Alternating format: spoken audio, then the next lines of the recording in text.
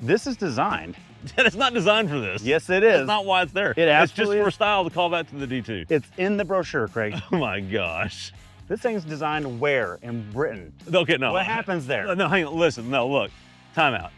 Engineers did not engineer that for the thing they're talking about there.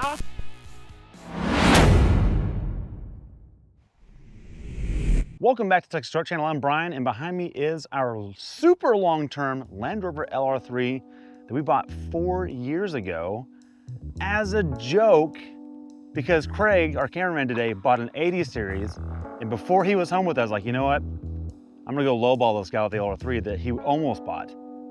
And we came home with it for $1,500. Now, the mission initially with this, Craig, was to put it head-to-head against the 80 series, and in all reality, hope this blew up because it's good for content. We were willing to burn that cash and salvage it out just for entertaining purposes. Lo and behold, it's brilliant. So we haven't done that with it, and that's what we're gonna talk about today. We've done a lot of things to it. I wanna cover all those things we've done.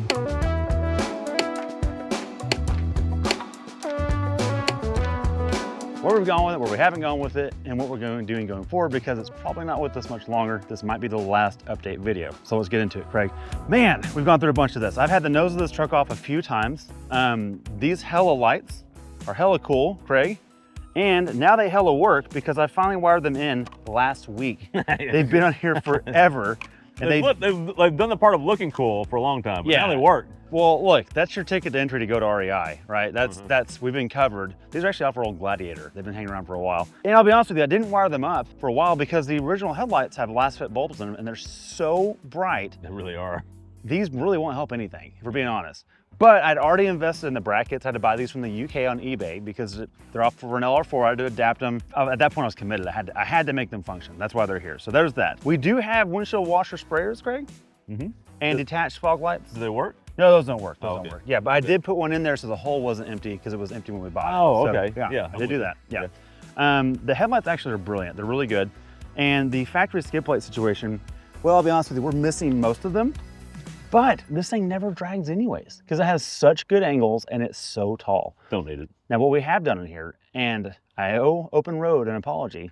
I'm just now filming this. We've had this winch on here for several months. This is our 13,000 pound full synthetic line winch. And Yeah, thanks for putting that on now. We could have used that. we needed it so many times. Look, we have run it to the Ozarks, intentionally going through mud puddles, like pits, trying to get this thing stuck, and it just never gets stuck. That's the problem so far. In fact, we've had water up to the wipers on this truck a couple of times, and it just doesn't seem to care. That being said, I did change the plate on this to an upgraded plate off of Amazon, this Grizz X. And the reason why, Craig, is because I cut the hole too big when I installed it, and it had a gap there. Nothing wrong with the Open Road one. The Open Road one actually looks a little cleaner, I think. I prefer it. But I had to change this because I installed the brackets incorrectly for the install kit. That being said, the winch has been buried in mud multiple times, and it works flawlessly. So really, really excited about that. Whoever ends up with this long-term will really appreciate it. It's a really nice bit of kit. But don't worry, we have more Open Road in the truck we're gonna talk about. Let's give a little update, Craig. I gotta show a little oops on this side. We do have Defender Steelies on it. We scored these early on. I think they were 25 a piece from Land Rover of Dallas. They were just trying to had a pile of them they're trying to get rid of. They're like 400 a piece from... It was when the Defender first came out. Right. Yeah. And so people were buying the base Defender and putting 22s on it. And so they had a pile of these sitting over in the corner. Well, here we go. So these are the Steelies. We did not like the white on silver because they're white, like NATO spec from Land Rover. I still don't like the white on a silver, so we rattle canned it this anthracite color.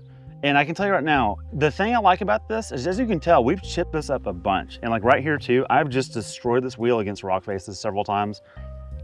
When you get home, you just go, and then get back on the trail. Like it's just, it doesn't matter. It doesn't matter. I did lose a center cap last week, but the new one's in the mail. Don't worry. I ordered that last night. So there's that. We do have BF Goodrich KO2s on here. We initially bought these really as a comparative tool, and we'd had pretty good grip luck with them before. They're 255, 70 are 18s. I think it's about a 32 and change for height. It's a little narrower than I could have gone, but the wagon wheel is the right approach for this vehicle. We're not doing a bunch of flotation. It's too heavy anyways. We want it to really bite and dig. That's the best size for this, I think. I will tell you, after a lot of tire testing in the last several years, this is not the best option anymore. Sad to hear. The Firestone Destination XT is hands down the best fit for this type of vehicle, I think. If I were to do this again, I wouldn't go the KO2 route. That's just a lesson learned over time. They have updated the KO2 to a KO3. True. The problem with that is this was never too loud to begin with, and it looks really cool. It's iconic. It looks cool. The KO3 looks less cool, isn't notably quieter, but neither of them are very loud, but neither of them balance very well. Yeah, and that's from several different shops we've talked with. So I've had these rebalanced before, and it just doesn't go away. And what happens is I feel like as temperatures change throughout the day, it'll all of a sudden at the same speed become unbalanced. So it's kind of annoying. It's just what it is. Yeah. So one of the charms of this truck is you look at the hood, Craig, it really, like if you really cut the paint and polish and wax, it'll come back, it looks really good. But because it's a trail truck and we just do things like this, it's fine. It's $1,500, it's not a brand new 4Runner or something like that, and you just don't care. Yeah, this is actually the way to do it. It's actually the way to do it. So pretty cool with that. There's a lot of black plastic, which people like to hate on. I love it because I do brush up on things and I'm not dealing with paint work on the fender. That is really charming, really helpful. I like that a lot. That's a good thing. Here's the rear wheel with the center cap on. I think it looks a lot better with the center cap on, personally. That's just me. One thing I also added to this truck is stickers, of course. You gotta let them know it's high mileage. We're at 235,000 miles right now. Yeah, that way you don't laugh at me as much when it does break down. Exactly, yeah. Exactly. It's a sympathy move, is what it is, to be honest. Cali Rays have been a supporter of the channel for a long time. In fact, we've got ditch lights that I was gonna put on this rig. I'm gonna put on something else from them. So stay tuned. Stay tuned on that, we'll get to that later. There's some things about the LR3 that I'm really charmed by over time because we've driven all the Overlandy stuff, new and used and everything in between. I know it's a truck channel, but there's something really good about a mid-2000s or a mid-90s SUV. The adventure factor and what they can do. And I will put this on my headstone, Craig. To this day, there's not a more focused from conception vehicle-based adventure tool than the LR3. And a lot of that has to do with packaging and features and things like that. The air ride suspension is one thing. Another thing is this. This is a built-in recovery point. There's one front and rear. It is designed to hold double the weight of the vehicle on static. So when you're pulling something out, it will never be a problem, and it's up high. When you're in the mud, you can get to it. It's not hidden underneath.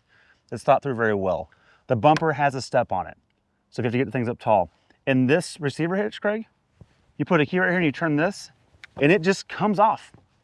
And it tows 7,700 pounds really, really well. And how much does that hitch cost if you lose it? $475. Okay. But I got it at a junkyard for 20 bucks. There you go. So they exist. You just got to look around for them. You do have radar sensors front and rear. There's no trail cam for this, but I have added a backup camera out rear, and we'll show more about that in the middle with the CarPlay setup that we put in there. So this kind of stuff makes it really, really ingenious here. Departure angle is just incredible on this. Speaking of good designs, Craig, there's one more thing I want to talk about. This vent. You had to educate me on this, Craig. Tell me about it. What is it? Well, this is actually my favorite feature of the LR3 because the LR4, I think they put it on both sides, don't they? They put it on both sides, yeah. But this is only on one side. Go to the other side real quick. Show, yeah, okay. Show the vent on that side. There is no vent on this side. I think that's a great, first off, number one, really cool design feature. And the reason it's not on both sides is because this is functional. Yep. This is actually your high air intake, if you will. Yep. That's your intake. That's your air intake. Yep. And so you can get water up to here. You don't have to worry about anything getting in there. Yeah. That's pretty cool. So this is actually your water fording depth right here. That's the edge, which is insane. So we lifted this thing 2.5 inches. The fording depth used to be there. Okay, that's pretty incredible. I like that a lot. Now, the tricky part, Craig, is they make snorkels for these, which I actually own one. I just haven't put it on yet, that take it and make it up here. Right. Right? Yeah. The problem with the LR4 is they don't make the snorkel for the other side, and it's a twin intake, twin throttle body. Right. So that is a functional intake. True. But there's no snorkel for it. So if you really are serious about overlanding, the LR3 has some advantages. That is the thing. It's a little less refined than the LR4. It's kind of a legend in its own space. Let's just put it that way. Now, before we go too much further, can we talk about the roof? Yes. Let's talk about the roof. Okay, we got a couple things on the roof. We have our OVS rooftop tent, and I think we should deploy that real quick to show the people. What do you think? Let's do it. Let's do it. Voila, 10 minutes later, and a lot of frustration, she's open. So this has been our kingdom on the road, Craig.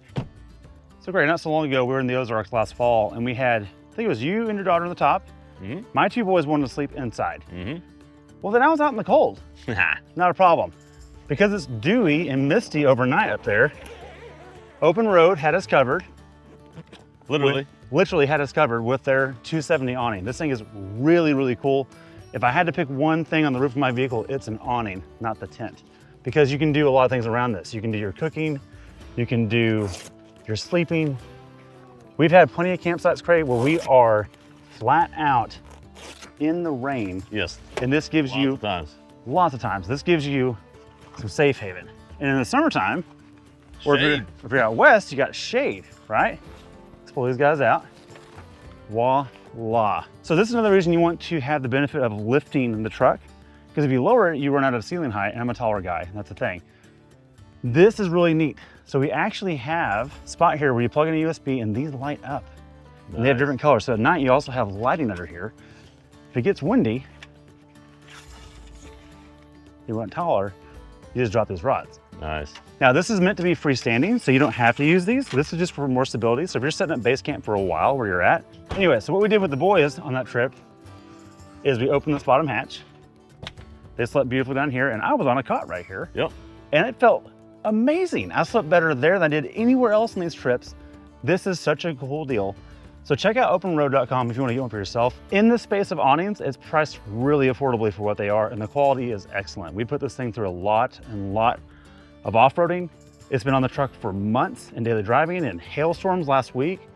It's just really a solid system, and the lighting at night is such a game changer. All right, so what's powering this beast across the trails? Well, let's talk about it a little bit, Craig. What's the number one competition to this thing, you think? I guess Land Cruiser. Definitely a 100 Series Land Cruiser. How much power do they make in 07, Craig? Well, in 07, 265 horsepower. Okay, so they made an update. That's closer. 300 and 315 out of a 4.4 liter, not a 4.7 liter. Now, is it a fault-proof situation? Of course not. But it's pretty good. As far as Land Rover goes, it's about as robust as you're gonna get, even to this day. So let's talk about maintenance and things I've had to do as an owner to this. This is the AJ41 4.4 liter V8. It's made by JLR. No, it is not a Ford V8. Neither is the 5 liter from them. But it was put together by Ford's team.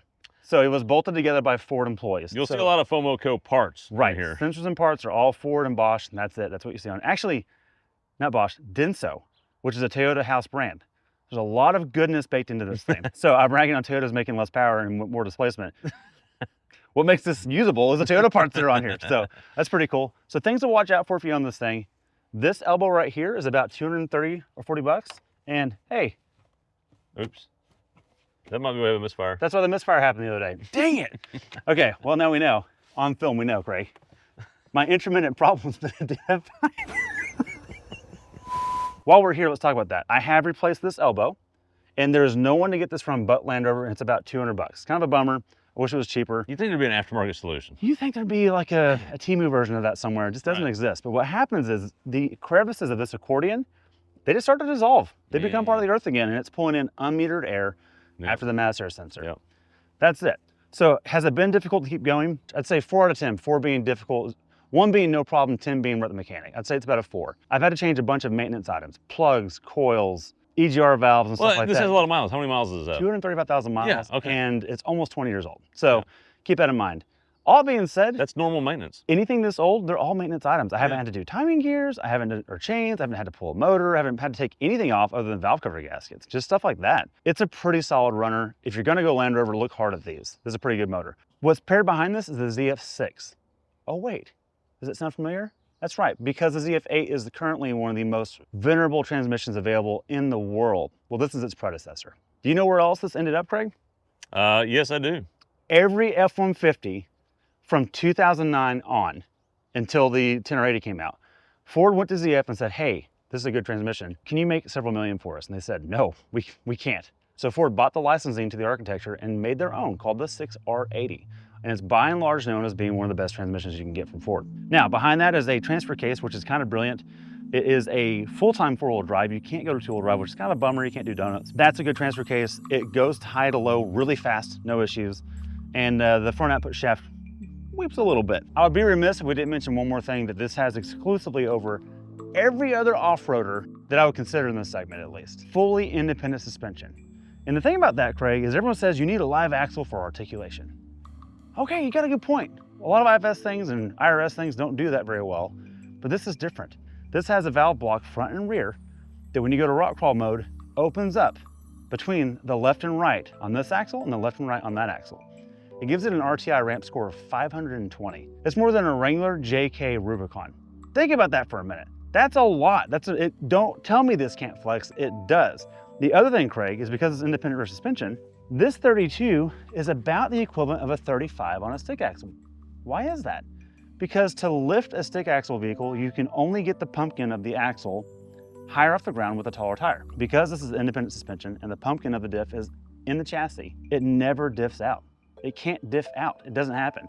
And because it's so high up, the drive shaft is never pointing down to get damaged by a rock. It's kind of brilliant.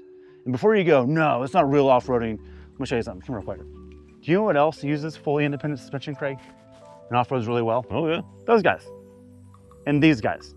Undisputed capability. The Land Rover's doing the same thing.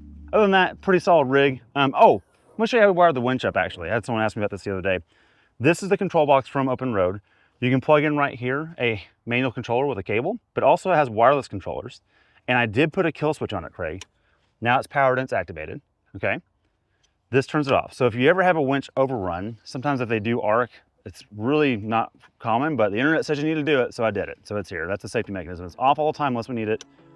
Now it's powered up. So good safety bit there. All right, come to the inside, you'll see right away, Craig. Whoa, whoa, what are you sitting on there, boss? Oh, what is this? These are LR4 seats, not LR3 seats. Wait, so you took the handle off? I took the handle off, but it's substantially more comfortable. These seats these actually are really nice. Yeah, they're much nicer. The LR3s are really flat, and they're just not very supportive. These are super supportive for long drives. I mean, I had this seat in my garage out of the vehicle for about a year, and I just used it as a chair. It's the best chair on property, hands down. So let's talk about the interior a little bit, Craig.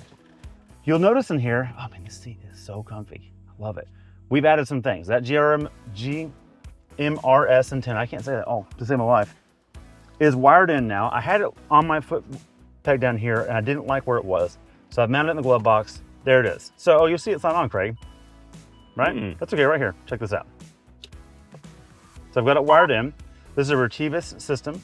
The problem with this system, Craig, is the speaker's on the box itself, and I didn't have a place where I wanted to mount it where I could hear it well. So I added an external United speaker. So it does an external mic now, and I've got really loud, okay? So we're covered on that. So for our wheeling trips, this is perfect. So we're always communicating on the wheel, on the road, and that kind of stuff. I do keep a fire extinguisher in here just because we're in the woods, we're on our own. If anyone has a problem, that's what that's there for, and it's not really big enough, but there it is. Some other things we've done in here, Craig, is we've done the Proud Rhino switch panel down here. These are the fog lights up front that actually work now, which is nice. That's the radio. And this is a spare we haven't tapped into yet. It comes standard with a volt readout and USB chargers, not USB-C, unfortunately. But if you need some charging, you can do that. And it adds a cigarette lighter right here for all those kids that are smoking still. As far as the interior goes, Craig, you could option these with a refrigerator. Ours doesn't have that. It just has some Garth Brooks CDs because, okay, let's go. Because it has a CD player, which is really cool. Nice. So this is actually a really good stereo. It's one of the best bumping stereos, even compared to new stuff. I actually really like the stereo. It's a Hardin Carman. It just works really well. We have added a CarPlay screen right here, and you have to go activate it to turn it on. It takes a minute. There it goes. Look, it's off of one of these Chinese sites. I got the cheap one with the least RAM. It takes a second to pair, but when it does pair, it's wireless and it works flawlessly. You can put your Onyx maps on there or any mapping you're using while you're wheeling. It's really helpful. I do like that a lot. Another thing you'll notice, Craig, is the custom headliner. It's custom sagging a little bit in some spots. They're known for that, but it never sags enough that you're like, oh, I need to fix that. I just don't really care. It's fine. It's a whole mantra of this thing. One more thing you have to do in here, which is unfortunate. Check this out. Oh yeah, well. The soft touch that journalists love, Craig, Doesn't hold up. doesn't hold up very well.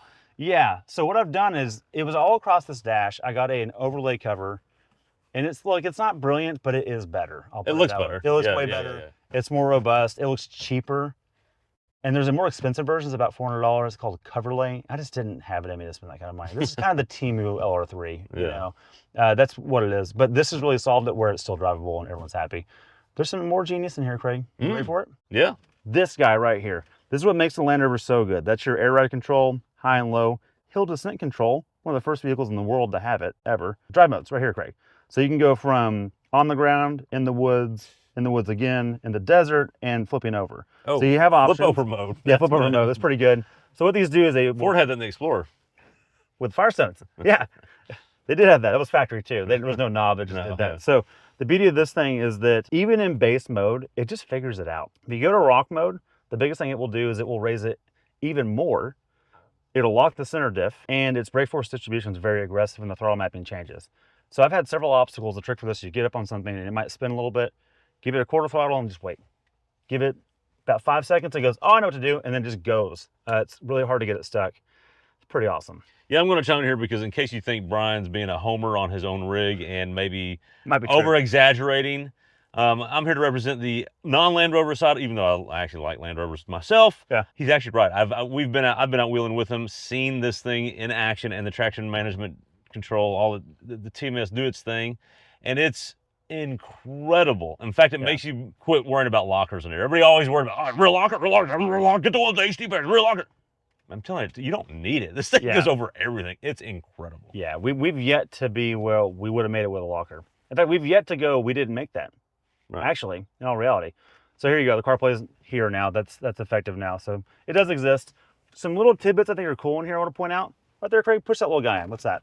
Oh, hello. Hello. And it works. holder. Thank you. Down here you have a crotch AC vent, which admittedly doesn't work as well as the 100 Series Land Cruiser version does. But at least it does have it. Why don't more cars have that? Good point. And you got grab handles everywhere. Let's go. Let's check out the back. All right, boys and girls, let's show the back real quick. There's some neat things in here that I really like. One of them is LR4 seats again. I like that a lot. But you have nice doors, the multi-speakers, good cup holders. And in the back, I'm gonna take this car real quick, show the kids. Sunroof, sunroof, sunroof. That's actually really cool. That's pretty neat. Now we've covered it with a tent, but it's there. You do have AC controls right here, which is really sensible. It makes sense that they're right here. Wow. I mean, where else would you put it, Craig? Okay, Brian, question. Yeah. If you're sitting in the third row, this does have a third row, right? Yeah, it's third row. How do you adjust the temperature? You're a child. You listen to the adults. Okay. Well, okay. So Craig's Land Cruiser has it behind the head right here, which makes the least sense to me, but it's a compromise where nobody wins. So down here we have the AC, which is nice. You do have your AC vents. A lot of new trucks, like our Ranger, didn't do that. That is a big deal. Auxiliary input for stereo. Cigarette lighter for your kids if they smoke. Yes. And then rear heated seats, Craig. That's pretty cool. That's a big deal back in the day. And then below that is a hidden additional cup holder. Let's go. The packaging, man, the packaging is just so solid. So let me show you something else, Craig. Look, this is my favorite part of the whole truck is the rear area. It's not the brilliant off-road ability and the air suspension. Lots of cars can off-road and have air suspension, but they don't all have a hatch and a tailgate, Craig. That is Land Cruiser, Land Rover, and new Expedition territory. That's about it, okay? Controversial. You're not really gonna do this. I'm gonna do this. Oh my gosh. How do you feel about this, Craig, this line? How do you feel about this? I feel like that line is a callback to the Discovery 2 that it replaced because there used to be a tire there. That's correct. And that's where it should be. Yeah. That's all it is. And in lieu of that, there's a license plate. Mm-hmm. But there's more, Craig. This is designed.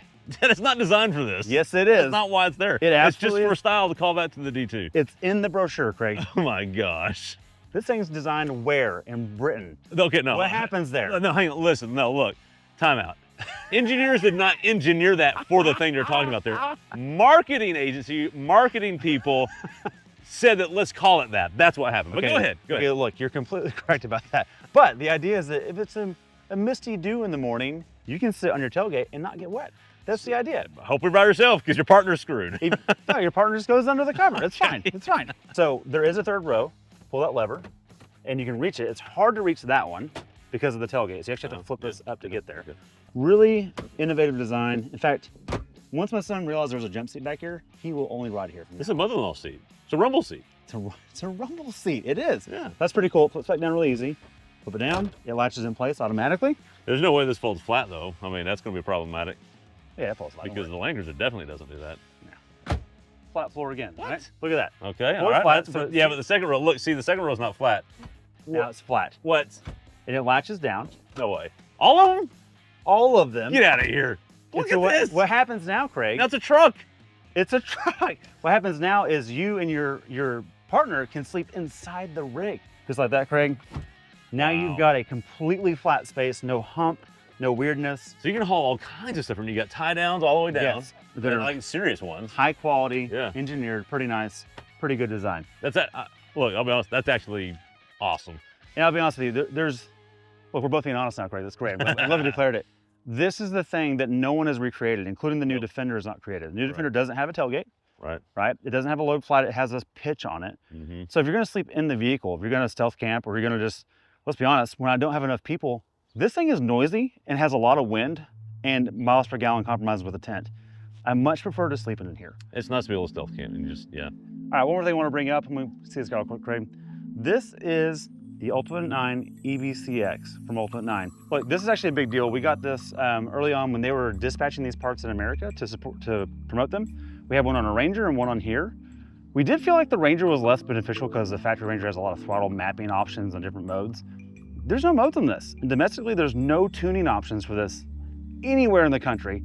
It's just old enough that shops aren't messing with them. And factory, the tip-in throttle is really aggressive on these for no reason, and it's not helpful in standard mode. So what I did is put it in economy mode to taper it down, and it's been a game changer.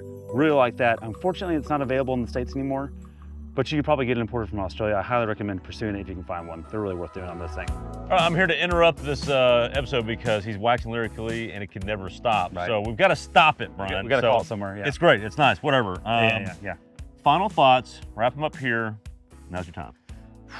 Look, I never intended to have this. We got rid of a Raptor to get this. Actually, we didn't. We ended up doing that though because it was so good. It holds a place in my heart and my kids' heart in a big way. It's really, really brilliant and just temperamental enough that I've missed some trips because I go, well, I got to do this before we go, or I got to do that before we go, because it's just old. And that's why I'm considering getting rid of it. I say considering because there's a likelihood that I'll change my mind after we film this. Just being completely honest. I don't think there's anything else that is quite like it and ever will be. That's where it's at. It's a great machine. I'm always trying to bash it, if you will, and but it's actually hard to bash. It's actually very lovable. Yeah. Great machine. I love it. I'm glad it's in the family. I hope it stays in the fleet. Okay. It might get replaced if it leaves the fleet. That's all I'm saying. Okay. So, Okay. All right. Stay tuned. Thanks for watching. Be sure to like, subscribe, and let us know if you have an LR3, and let us know your Land Rover love story. Thanks for watching.